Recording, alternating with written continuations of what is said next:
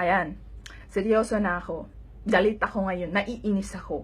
Dahil kunting-kunti na lang, lahat na ng application dito sa Middle East, mababan na. Dahil sa mga ibang mga OFW, yung mga malalandi dyan, na wala nang ibang ginagawa kundi mag-post ng mga picture nila na halos wala nang saplot. Magpo-post ng mga video nila na nakabrapanti lang. Akala nyo naman mga bagay sa inyo, nakakasuka.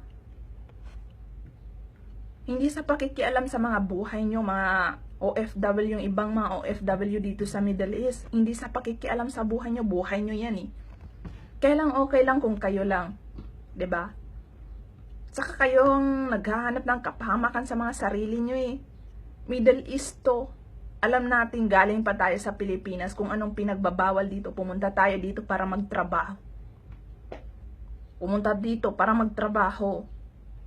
Hindi para maghanap ng lalaki, maghanap ng mga ibang lahi, mga Arabo, para kumita ng perang malaki.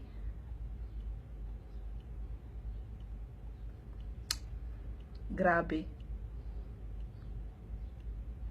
Ang dami-daming mga Arabo, mga anak ng mga Arabong gumagamit ng Facebook. Syempre, hindi nyo naiisip yung mga pinagagawa nyo.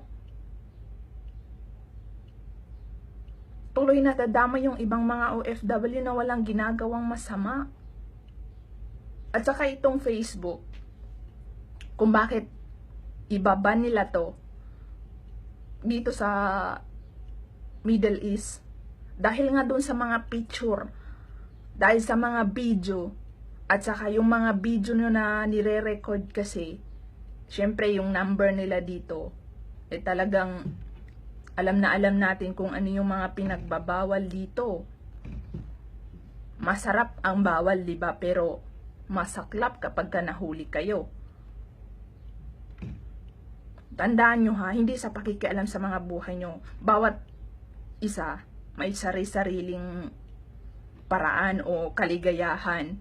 Pero wag naman yung sobra na makakakuan kayo, yung madama yung iba. 'Di ba?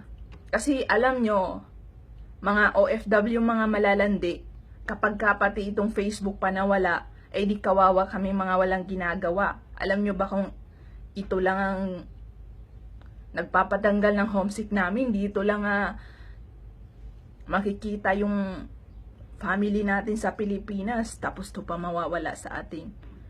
'Di ba? Kaya kayo mga malalanding mga OFW, tumigil-tigil kayo sa kaka-upload nyo ng mga picture nyo ng mga halos wala na kayong saplot. Totoo lang, sa totoo lang, hindi kayo nakakatuwa. At saka hindi kayo nakakaakit. 'Di ba? Sino ba naman ang maaakit na halos ilapad mo na yung buo mong katawan? Wala nang hahabulin yung mga lalaki dyan. Kasi kitang-kita na lahat eh. Ano pa bang nakaka-excite dyan? Wala na. 'Di ba? At saka yung magsasayaw-sayaw kayo ng mga naka-sexy dance. Ano yan? Ginawa niyong club. Yung kwan. 'Di ba? Wala, hindi kayo nakakatuwa. Tapos kapag binabastos kayo, galit na galit kayo. Oh, babae talaga. Babae rin ako.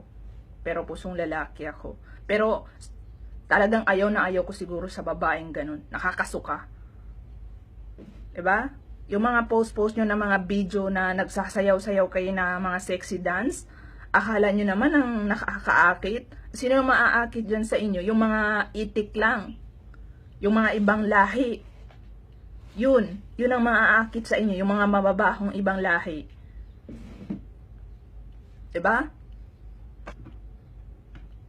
Kaya kung bakit nawawala yung tawagan sa FB, dahil sa mga ibang lahi, sent ng mga mahaba nila sa inyo.